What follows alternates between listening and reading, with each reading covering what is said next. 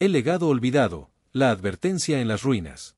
Capítulo 1. El Observatorio Espacial Kepler 9 llevaba más de 2 décadas escudriñando el vacío en busca de signos de vida inteligente. A lo largo de los años, había registrado miles de señales cósmicas, la mayoría explicables por fenómenos naturales, púlsares, radiaciones de fondo, emisiones de nebulosas lejanas. Pero a las 3:42 del 14 de marzo de 2187, Kepler 9 captó algo diferente. Una señal artificial. El sistema automatizado de análisis tardó solo segundos en descartarla como ruido o interferencia terrestre. Era demasiado estructurada, demasiado precisa. Un patrón repetitivo que se repetía en ciclos de 113 segundos. Una transmisión en radiofrecuencia de origen desconocido. El descubrimiento fue comunicado de inmediato al Instituto de Exploración Exoplanetaria, y en cuestión de horas, la noticia llegó hasta la cúpula de la Tierra unificada. La humanidad había pasado siglos mirando al cielo con la esperanza de encontrar a alguien más en el universo, y ahora, ese día había llegado. Los primeros análisis determinaron que la señal provenía de un punto ubicado a 462 años luz de la Tierra, en la constelación de Serpens. Un sistema estelar desconocido, sin planetas habitables registrados. Pero la señal no dejaba dudas, alguien, o algo, estaba transmitiendo intencionalmente. La noticia se filtró a los medios mucho antes de que el gobierno pudiera contenerla. La humanidad entera quedó en vilo. Algunos lo vieron como un milagro, otros, como una amenaza. ¿Quién estaba enviando la señal? ¿Era una advertencia o un saludo? ¿Debían responder? Mientras el debate sacudía la Tierra, una nueva anomalía se detectó en la señal. Un cambio en el patrón, una variación en las secuencias que los astrofísicos no tardaron en descifrar. Un código. Cuando lo descifraron por completo, la humanidad contuvo la respiración. Era un conjunto de coordenadas. Pero no eran coordenadas de la Tierra. Era un punto en el espacio, mucho más cerca de lo que cualquiera había imaginado.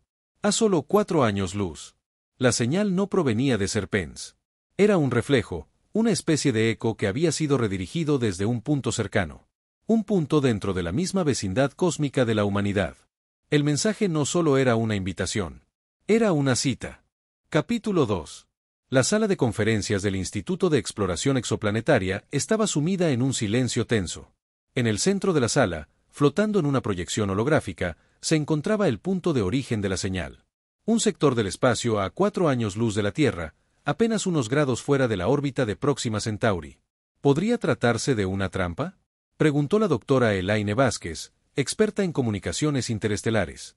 O una advertencia, agregó el almirante Takeda, representante del Consejo de Defensa de la Tierra Unificada. El director del instituto, Julian Devereux, se frotó el puente de la nariz, visiblemente agotado. No podemos descartarlo. Pero lo que sí sabemos es que esta señal fue enviada con la intención de ser encontrada.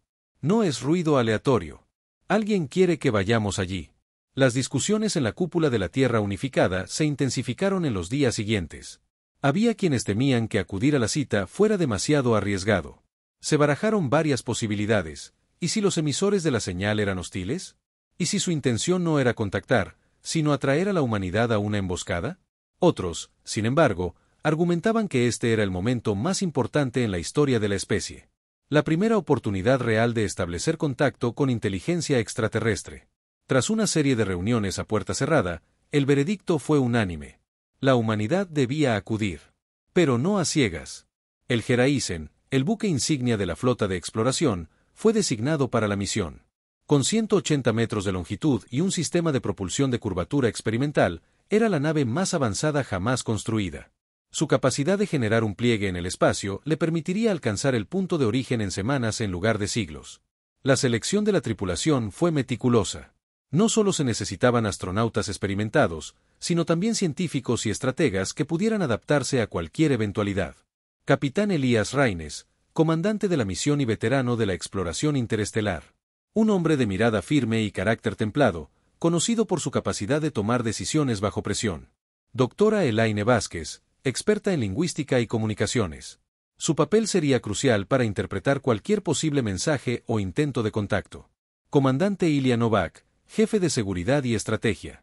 Su entrenamiento en combate espacial y tácticas defensivas lo hacía ideal para prever cualquier amenaza. Doctora Aisa Patel, astrofísica especializada en fenómenos gravitacionales. Ella se encargaría de analizar el entorno del punto de encuentro. Teniente Marco Osino, ingeniero jefe. Responsable del sistema de curvatura, su labor sería asegurar que la nave pudiera viajar sin contratiempos. El día de la partida, la expectación era inmensa. Transmisiones en vivo mostraban al Geraisen en la plataforma de lanzamiento orbital. Multitudes en la Tierra observaban con una mezcla de emoción y temor. Hoy, la humanidad da un paso sin precedentes, dijo el director de Vereux en un mensaje transmitido a nivel mundial. Nos adentramos en lo desconocido, no como conquistadores, sino como exploradores. Como buscadores de respuestas. A bordo, la tripulación ocupó sus posiciones mientras la cuenta regresiva avanzaba. Propulsión de curvatura en línea, informó Ossino. Nave lista para la inserción en el pliegue espacial, agregó Novak. Sistema de navegación sincronizado, confirmó Patel. El capitán Raines tomó una última bocanada de aire antes de dar la orden. Geraisen, a máxima curvatura. Vamos a conocer a nuestros anfitriones. Con un destello de luz blanca, la nave desapareció en el vacío. El destino les esperaba. Capítulo 3. El Geraisen emergió del pliegue espacial con un leve estremecimiento en su estructura. La inmensidad del vacío los envolvía, silenciosa y eterna. Habían llegado a su destino. Confirmando posición, dijo la doctora Patel, revisando los datos en su consola. Estamos exactamente en las coordenadas indicadas. A su alrededor, solo había oscuridad y un distante mar de estrellas. Ningún planeta, ninguna estación, ninguna estructura visible. ¿Dónde están?, murmuró Novak, cruzándose de brazos. El capitán Raines se inclinó sobre la terminal principal. Vázquez, ¿hay señales de transmisión? La lingüista ajustó los filtros de comunicación y escaneó las frecuencias. El pitido del espectrograma llenó el puente de mando mientras buscaba rastros de la señal original. Negativo, capitán. No hay nada. Se hizo un silencio pesado. El mensaje los había traído hasta aquí, pero el lugar parecía vacío. ¿Es posible que hayamos llegado tarde?, preguntó Ossino, frunciendo el ceño. ¿Que quien haya enviado la señal ya no esté aquí? ¿O que nunca haya estado?, susurró Vázquez. El almirante Takeda había insistido en que la misión llevara una nave de apoyo, la Vigilant, equipada con armamento defensivo y manteniéndose a un día de viaje en caso de emergencia. La seguridad de la Tierra unificada no había querido correr riesgos. Hagamos un barrido detallado del sector, ordenó Raines. Patel, usa los sensores de largo alcance. Necesitamos saber si hay algo más aquí que no estemos viendo. La astrofísica asintió y desplegó un análisis profundo del espacio circundante. Durante minutos, no hubo más que la estática habitual del vacío. Hasta que, de repente, algo apareció. Capitán, tengo una anomalía. Todos dirigieron su mirada a la pantalla. A 0.3 UA de su posición, flotando en la negrura, había una estructura. ¿Es una nave?, preguntó Novak. No lo sé, respondió Patel. Su firma de calor es extrañamente baja, como si estuviera inactiva. Raines se puso de pie. Pónganlo en la pantalla principal. El sistema óptico del Geraisen enfocó la estructura y, poco a poco, una imagen borrosa apareció en la proyección holográfica. No era una nave. Era un colosal monolito flotando en el espacio. Un fragmento de metal y piedra, erosionado por el tiempo. ¿Qué demonios es eso?, murmuró Ossino. El objeto tenía una forma irregular, como si fuera parte de algo mucho más grande. Sus superficies estaban cubiertas de inscripciones, símbolos tallados que se extendían en patrones geométricos. Esa cosa no es natural, dijo Vázquez con un hilo de voz. Patel amplió el escaneo y lo que encontró la dejó helada. Capitán, hay algo más. Un segundo objeto apareció en la pantalla. Luego un tercero. Y un cuarto. No era solo un monolito. Eran cientos. Miles. Un cementerio de estructuras flotando en el vacío, como los restos de una civilización perdida. Capítulo 4. El puente del Geraisen estaba sumido en un silencio sepulcral. Todos observaban la imagen en la pantalla principal, un campo de ruinas flotando en la inmensidad. Restos de estructuras colosales, fragmentos de lo que alguna vez debió ser una megaconstrucción inimaginable. ¿Cuántos objetos hay exactamente?, preguntó Raines. Patel seguía revisando los datos, con el ceño fruncido. Los sensores indican al menos 7000 fragmentos lo suficientemente grandes como para ser detectados. Pero puede haber más, mucho más. ¿Restos de una estación espacial?, aventuró Novak. Ossino negó con la cabeza. No lo creo. La composición de los fragmentos es extraña. Metal, sí, pero mezclado con algo que parece roca. ¿Y esas inscripciones? Vázquez, que no había despegado los ojos de la pantalla, finalmente habló. Son símbolos. ¿Algún tipo de escritura? ¿Puedes descifrarlos? Preguntó Raines. Necesitaré más tiempo. Pero esto no es obra de la naturaleza. Alguien construyó esto, y luego, por alguna razón, fue destruido. El capitán Raines tomó una decisión. Nos acercaremos. Patel, mantén los escudos activos por si encontramos residuos peligrosos. Novak, asegúrate de que los protocolos de seguridad estén en su lugar. El Geraisen maniobró con cautela entre los restos flotantes.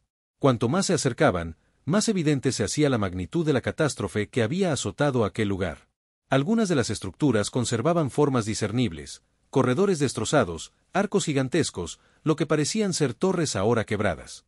Enormes grietas atravesaban la superficie de los monolitos, como si hubieran sido desgarrados por una fuerza titánica. Entonces, algo llamó la atención de Patel. Capitán, hay un fragmento que está emitiendo una señal de energía. Todos giraron hacia ella. ¿Una baliza? Preguntó Novak. Tal vez. Pero es débil. Como si estuviera funcionando con sus últimas reservas de energía.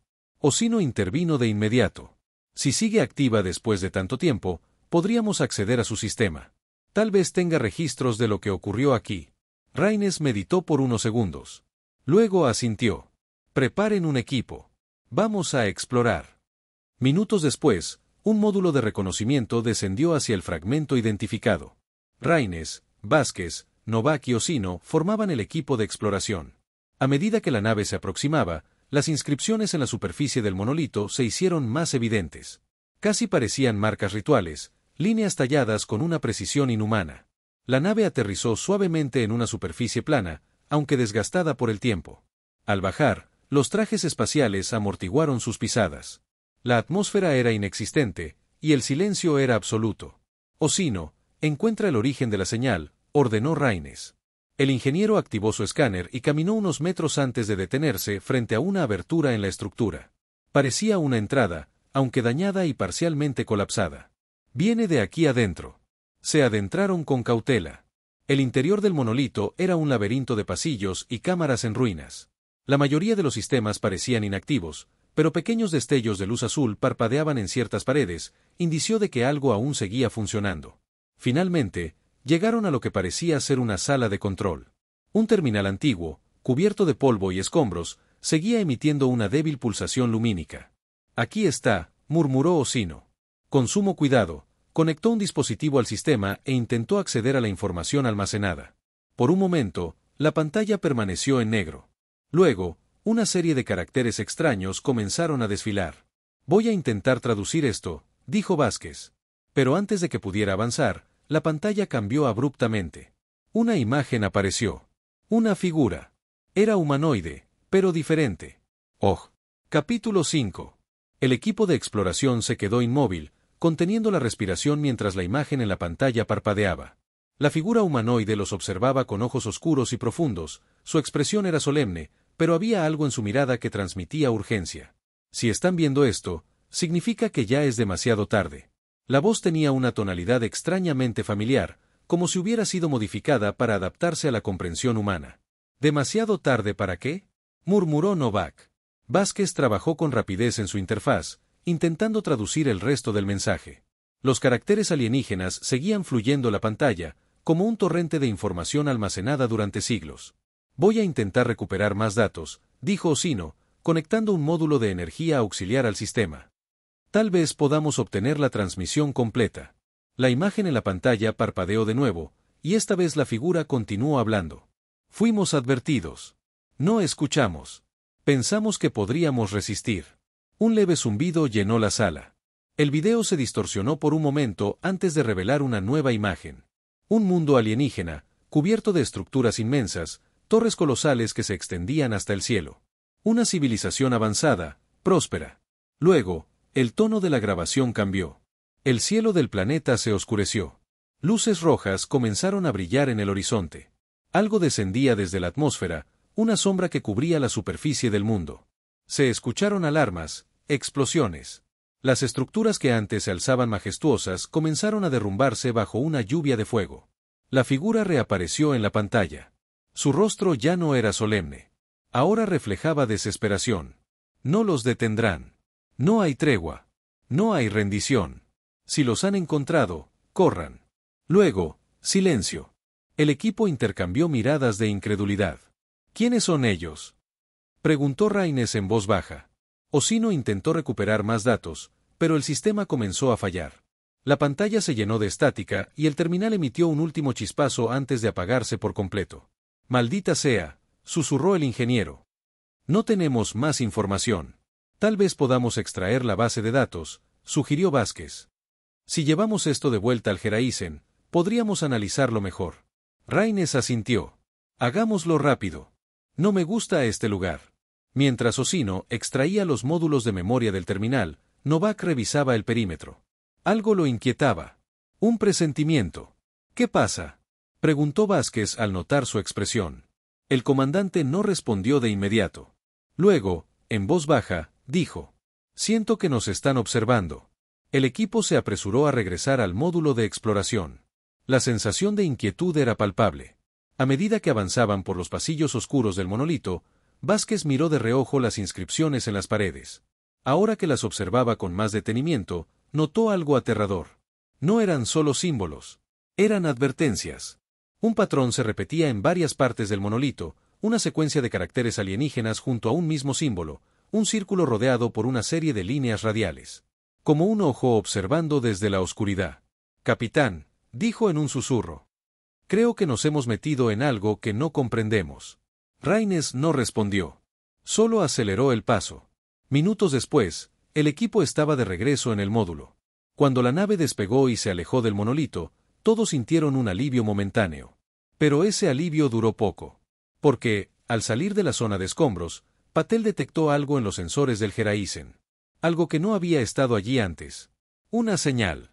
Débil, distante, pero indudablemente real. Y no venía de los restos de la civilización perdida. Venía de algo más. Algo que los estaba observando. Capítulo 6. En el puente del Geraisen, la tensión era insoportable. Todos miraban fijamente la pantalla de la consola principal, donde la señal recién detectada pulsaba con una cadencia lenta, como un latido en la inmensidad del espacio. «¿De dónde proviene?», preguntó Raines, su voz más firme de lo que realmente se sentía. Patel trabajó rápidamente en su terminal, ajustando los sensores de largo alcance. Por un momento, solo hubo silencio. Luego, los datos comenzaron a aparecer en la pantalla. «Está en el límite del campo de escombros», dijo con voz temblorosa. «Se mueve». El puente entero se sumió en un escalofrío colectivo. «¿Es una nave?», preguntó Novak, ya preparándose para cualquier posible amenaza. «No lo sé», respondió Patel. «No tiene la firma térmica típica de una nave, pero definitivamente no es un pedazo de escombro. Podría ser tecnología residual de los constructores de los monolitos», sugirió Ossino. «Alguna máquina de mantenimiento aún funcional. O algo más», murmuró Vázquez. El capitán Raines no quiso esperar más. «Activar defensas, pero no hostilidad inmediata. Quiero un escaneo completo». El Geraisen ajustó sus sensores y enfocó su sistema óptico en la anomalía. Lentamente, la imagen comenzó a tomar forma. No era una nave. No era un fragmento de ruinas. Era algo más, orgánico. Un cuerpo alargado, de color negro opaco, flotaba entre los restos de la civilización destruida. Su superficie era lisa, pero con segmentos que parecían expandirse y contraerse, como si respirara en el vacío. No tenía propulsores, pero se movía con una precisión inquietante. «Dios», susurró Ossino. «Eso está vivo». De repente, la señal emitida por la criatura cambió. Pasó de un pulso lento a una frecuencia errática, como si hubiera detectado al Geraisen. Y entonces, sin previo aviso, la criatura se movió. Con una velocidad imposible, se lanzó hacia la nave. «Alerta de colisión», gritó Novak. «Propulsores de emergencia, ahora», ordenó Raines. El Geraisen activó sus motores y se desvió en el último momento. La criatura pasó rozando el casco, dejando una estela de interferencia en todos los sistemas. «Nos ha escaneado», informó Patel. «No intentó destruirnos, solo nos estudió». La criatura se detuvo a pocos kilómetros de la nave. Luego, algo aún más perturbador ocurrió. Su forma comenzó a cambiar. Su cuerpo se reconfiguró, adaptándose, formando estructuras nuevas. Y entonces, ante la mirada atónita de la tripulación, adoptó una silueta familiar. Tomó la forma del Geraisen. Era una imitación. Una burla. Vázquez sintió un escalofrío recorrerle la espalda. Nos está copiando. Está aprendiendo de nosotros. La criatura pulsó una vez más y luego desapareció en la negrura, como si se desvaneciera en el espacio. Hubo un largo silencio en el puente. Capitán, dijo Vázquez finalmente. Creo que hemos encontrado lo que destruyó esta civilización. Raines cerró los ojos por un instante. No. Se giró hacia la tripulación, su expresión sombría. Nos ha encontrado a nosotros. Y en lo más profundo del vacío, algo les devolvió la mirada.